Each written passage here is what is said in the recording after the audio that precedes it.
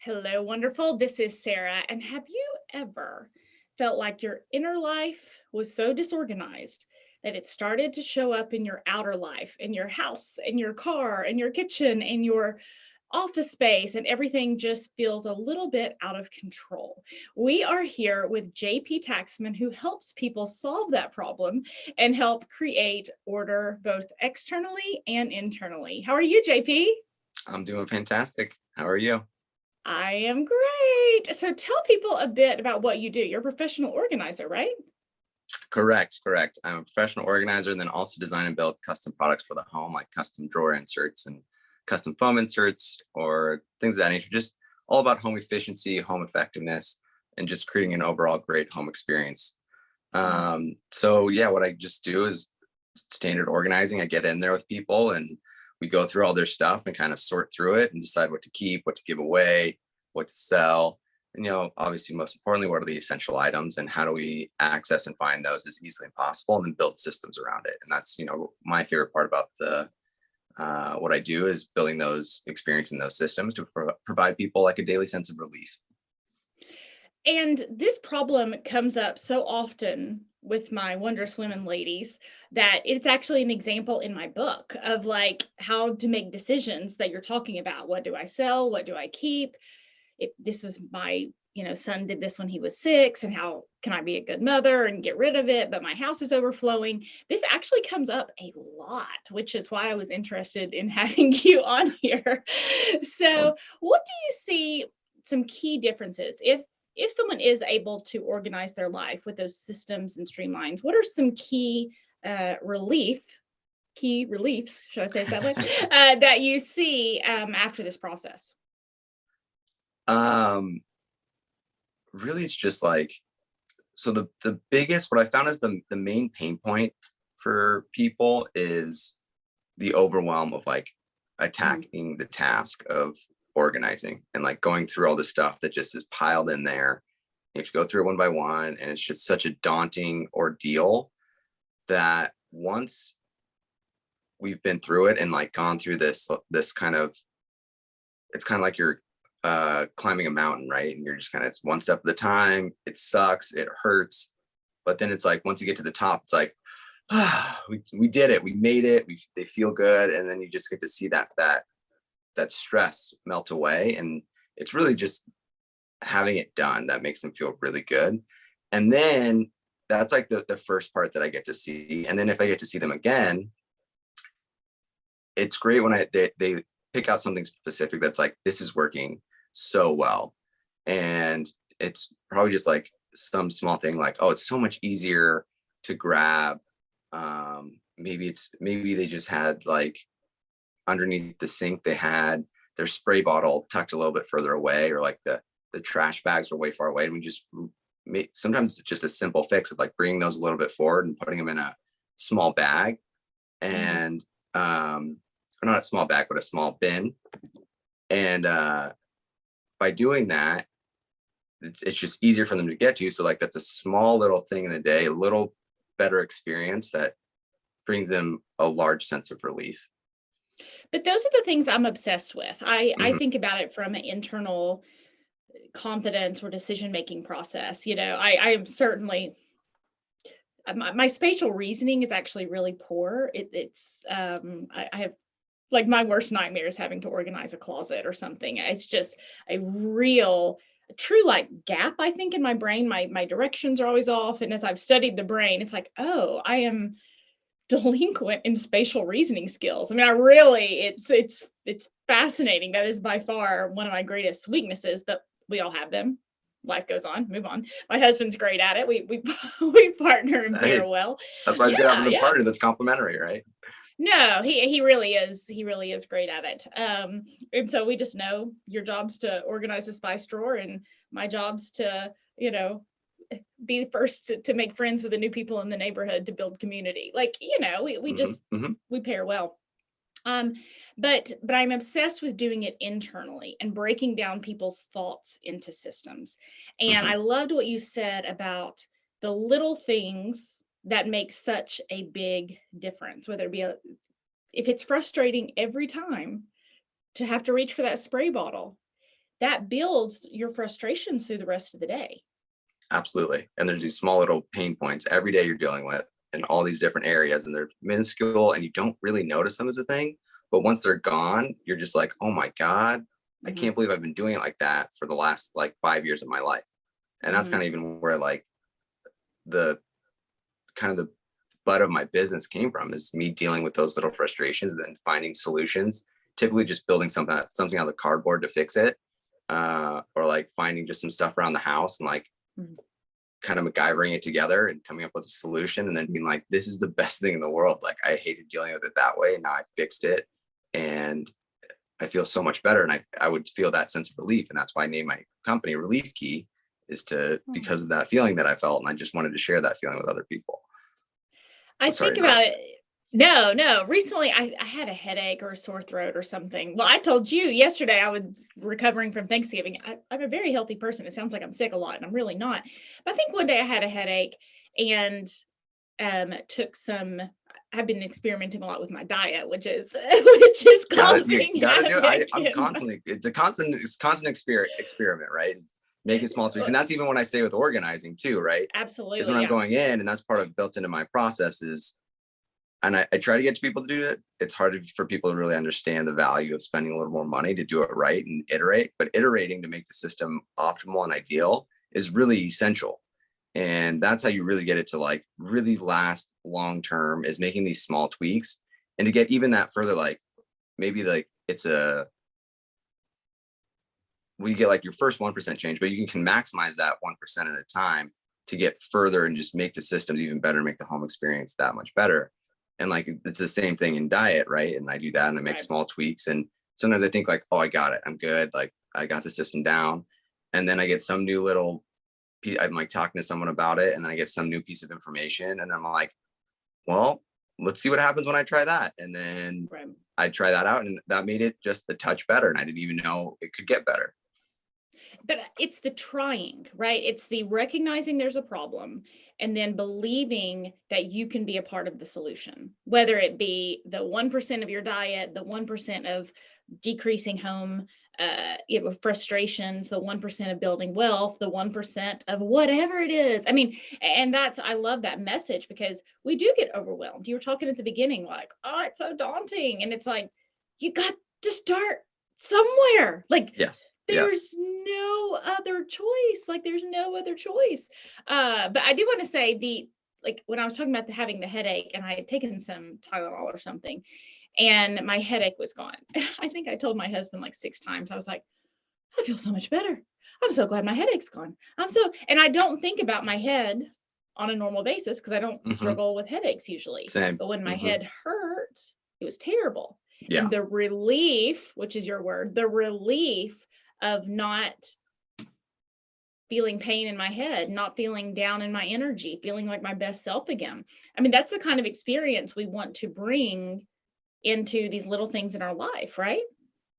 Absolutely. Absolutely. And like you said too, the point I kind of want to go back to is a Mm-hmm. lot of it is the overwhelm comes from not knowing where to start. And that's where a Mm-hmm. lot of a lot of reasons clients come to me. It's like, I don't know where to start. And a lot of it, I'm like, I don't either, but let's just pick a spot and go. And that's really what it takes. Right. And sometimes just the clarifying question too, of like, just kind of identify like what's causing you the most anxiety and start there. Because most people too want to start with the easiest. And or the thing that's like, they want to avoid where the anxious point is. But that's the thing you need to resolve first. And then everything else feels easy from there, because that's cleared Mm-hmm. up. And it's not like you're getting to the end. It's like, oh, I got to go do that now. And I just did all this. It's like, just get that out of the way. And then everything else is kind of quick and you don't care as much about it. And then again, from there, it's you start, you get going and you just test and experiment. And then you say, if it doesn't work, that's okay. You can always either revert it back to the way it was, or you just make another change and try something new again until it fits and starts working right. You brought up a point about, sometimes we don't know where to start, but you just start somewhere and go from there. And I think if you're not in the habit of being an action taker and a decision maker, it's really easy to think, well, other people must have more answers than you, or other people must have a better sense. And it's like, well, no, other people are just better at taking the first step. And is that kind of been your experience as well? Yeah, I mean, even like, starting a business, right? A lot of people Right. are like, well, I don't know what to do. I don't know where to start. And the thing is, like, no one else did. Like, I didn't. It's just like, just start. Like, even if it's just like reading a book on entrepreneurship, and that helps you like be like, that might even just be the catalyst, be like, oh, this is what I need to do next. And then you go and do that thing.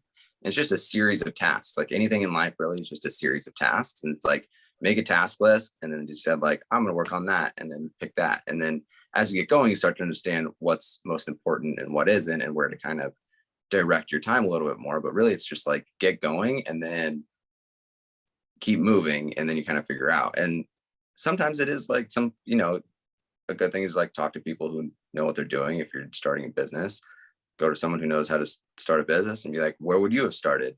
And then they'd be like, well, most people start with making business cards and making a website. But really what you need to do is go and talk to 50 people and see if they even want what you're trying to do, or make the thing, try to sell it, try to make $1. Like you don't sell $100, just get $1. And you're like, okay, someone wants this. Now I should continue with this business. Same thing in organizing, right? It's just like, get going, maybe read a book on organizing, or watch Marie Kondo, or read my blog. And that'll give you maybe an idea of where to start. But if you're like still struggling, then that might be the time to hire someone that kind of knows more, or maybe know someone who's organized, and be like, where would you start, and get some idea from there. And then that can help you with just that first little piece. And then once you're started, you can keep going more or less. And one of the things I also recommend for people too that have a tough time with going after, like one of the things that can relieve that mental weight that you're experiencing when you're looking at attacking a daunting task, is A, like we kind of talked about, breaking it down into smaller tasks. And then B, instead of being like, okay, I'm going to organize my whole closet today, like you look at that and you're going to be like, no, I'm going to watch Netflix because that seems way too much, right? So instead, it's a lot easier to say, I'm going to go organize my closet for a minute. Now that's easy. Everyone can go in there and like take out and like look through 5 shirts and then call it good, right? And then if you did it, you made an agreement with yourself. So now you did something with yourself that you're in accordance with, and that helps build trust with self. And then from there, what typically happens is you're in there, you're already going, you're like, well, I can do 10 minutes and go through like 10 more items. And then you're kind of in it. And then all of a sudden you've been in there for an hour and you were only agreeing to a minute. Or, then some, and just do that for, 10 days and you're done. But if you just do a minute some days and it's all you feel like you got, then you're good. And you can just work on it the next day or the next weekend. And it can be a slow roll. Like, it doesn't have to all get done in a day, as nice as that is. And if you really want to, then again, hiring someone like me can really help, because that's, again, a lot of the reason most people hire me is I'm just kind of like, I lock that time in and I just push them to get it done. And they kind of just need someone there to help them do it. A lot of them can really do it fine themselves. I add some different thoughts and I help with clarifying questions to help them think through things a little bit differently. But at the end of the day, most of them can really do it themselves. They just need someone to kind of be there and force them to stick with it for 4 to 5 hours.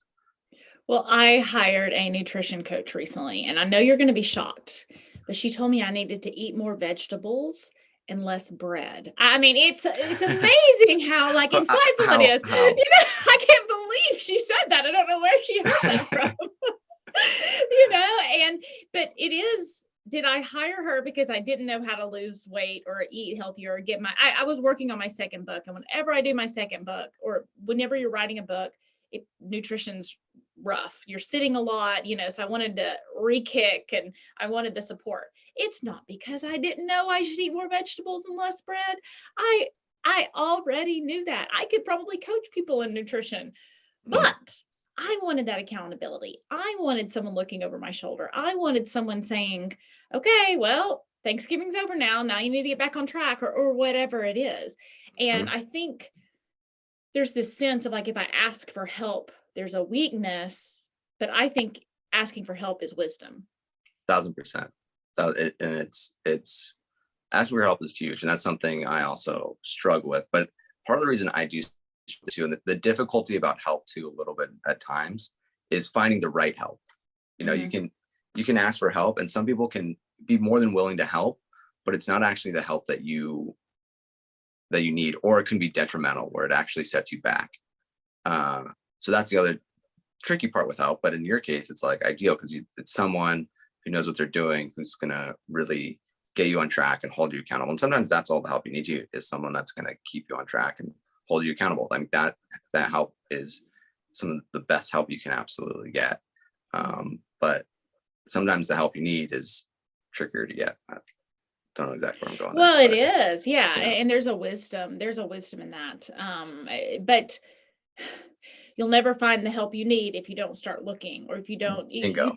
You talked earlier about making a task list and sticking to it, which is so simple. I mean, people know to do that, but we don't, right? It's like eating more Mhm. vegetables, and that idea that there is a piece of researching, but then I see a lot of people get caught up in the research stage. Well, I'm just going to watch the show on organizing, but then I'm never going to get to the task list. Yes. So how do you help people make the leap, or how in your own life do you make the leap from I'm researching how to make the very best task list for the most efficient whatever, versus just get started? Come on, just grab the pen, just grab the paper, just grab the coat hanger, let's go. Often the best thing to do is just to get started and then go to the research later, and just be like, start the thing. And then when you get stuck, that's when you go and start researching. Ooh, okay. So start then first, research second. Yes. Yeah. Yes. Because then you're like, then you find what your pain point is, and then you can also be more specific about what you need help with, right? In that regards of what you need to research. Like that's how I learned graphic design. Is I mean, I started when I was a kid, and that's what I do. And then when I got back into it later in life too, I'd try to make a design of some kind, and then when I'd be like, okay, how do I, do a gradient correctly? Mm-hmm. I'd go on YouTube, how to do a gradient, or like how to fill text with color, or how to do a masking. And then you get specifically what you want, instead of being like, how do I design a flyer, which is going to be overwhelming and daunting. And then I'm going to like try to do it, and it's not going to match up to what the person did. So it's just better to just get in there, do it, and then go and look for what fits where you're stuck. I actually really like that. And that's absolutely what I do, which is a bit terrifying to, I think, some of the people in my life. It's like, oh, well, I'll just start and like figure it out later. They're Some like, people just don't operate that way. what? Most people don't operate that way. Now Yeah. I'm fortunate enough to have a pattern of success where, now it's just like, oh, well, okay. You don't agree with me? Let me see your resume. Like, whatever. Like, it's like, it's all worked out, but it's just fine for me. So I don't have as much, resistance. I'll say it that way, from That's a friends great and word. family. Yeah. Who were just like, what do you mean that's what you're going to do? What do you mean that's what you're going to do? What do you mean? And it's like, well, it works. So I'll just keep doing it. If it doesn't, you learn something, right? Well, of course, everything I've done has not worked. I mean, of course, everything I have done has not worked. I meant to do these podcasts. I look back at my list of goals for last year, and I meant to do Toxic Person Proof Tuesdays and release like a video podcast every Tuesday. I am so good at putting out content. I am terrible at like having my calendar locked in. I mean, I just like, it just, what didn't work for me, So Sure. Is it a fail for this year? Okay, but yet this podcast is going out. I think we're trending in Ireland right now. I mean, it's just all over the world. So is that a failure? Is that a failure? No, it is not a failure. Like that's crazy town. It didn't look exactly like I thought it was going to at the beginning of this year, but it's a hard pass. It's not a failure, right? Mm-hmm. And I think I loved what you said, like start first, research second, and people just don't. And I want to talk to you about what happens when you don't do that. Because I know from my own perspective, when I see people, let me research this for like 4 years. And then if it doesn't feel scary anymore, or I don't have to invest any money, or there's no chance of risk, or there's no, then maybe I'll try something or do something. And you're like, okay, come on. I mean, no one knows the future. No one knows the future. So what do you see in the difference of the people who are action takers and their ability to succeed versus people who think, well, I'll do it as soon as it's not uncomfortable, scary.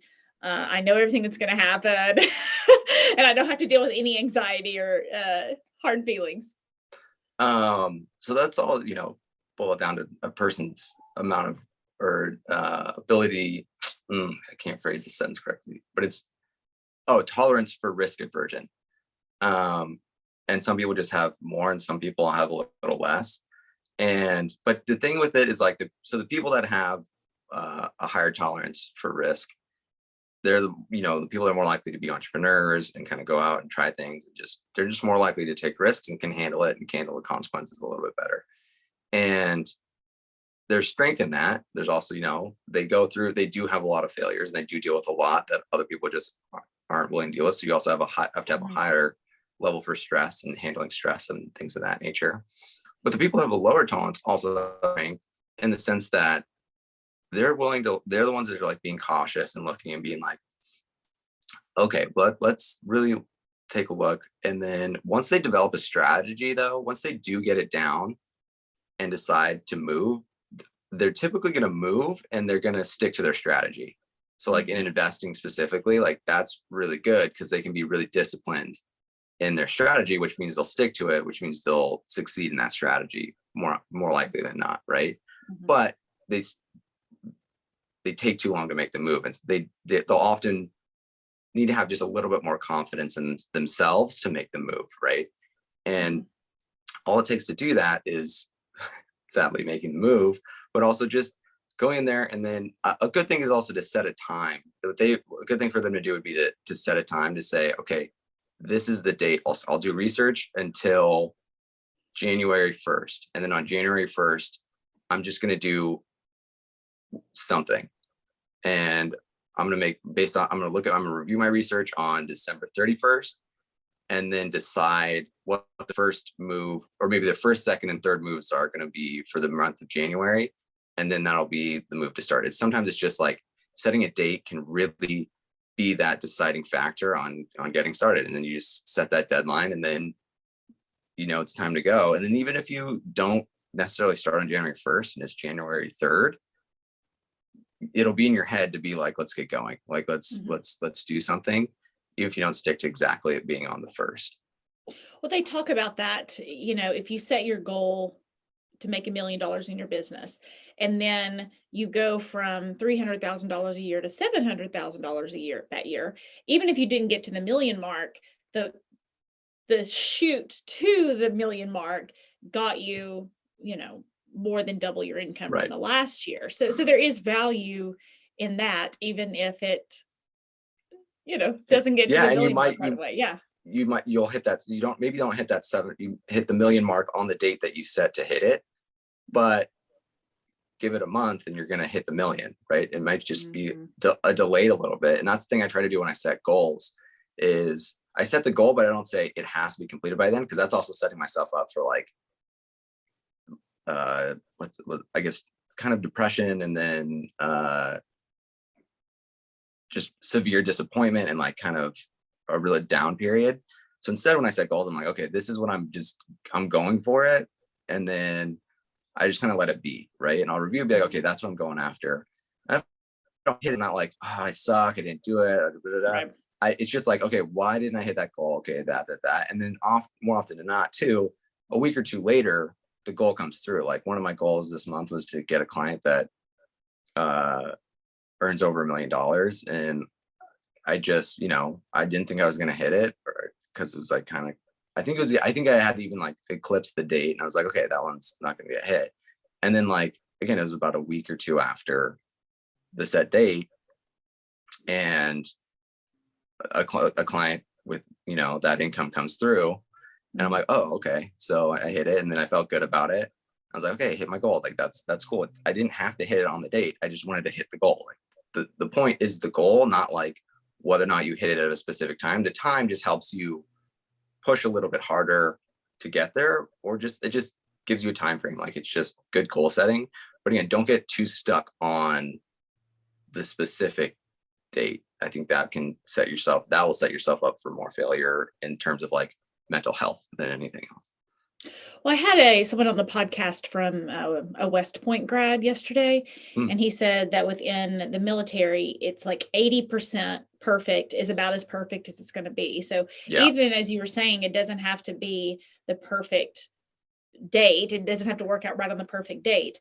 We also want to remember that in our process making, because it can be a real procrastination. If it's like, well, once my process is perfect, then I'll Hmm. take action, right? And I think that my risk aversion at this point is pretty high, so I wouldn't even need 80%. If I'm like 40% maybe, I'm like, Yeah. let's try it, let's in. But I believe in myself. I believe in my ability to rebound, to bounce back, to come up with strategies, to figure out problems to solve, to work within my strengths. Like I know that about myself. And Totally. I believe I believe in that piece, which is a part of the decision making process, obviously. But it's also things that are muscles, right? I haven't always Hmm. felt that way about my decision making. I have not felt that way about myself. I've And it fluctuates.